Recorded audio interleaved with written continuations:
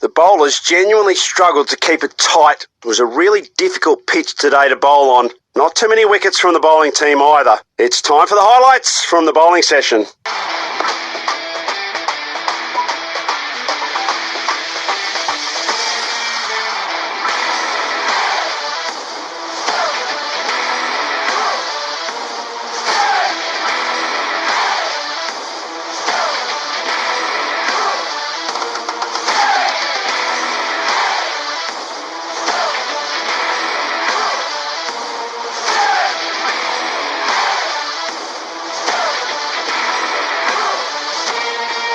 Okay, let's have a look at some of the highlights from the batting unit. We've seen some really good batting on display, put together by the team.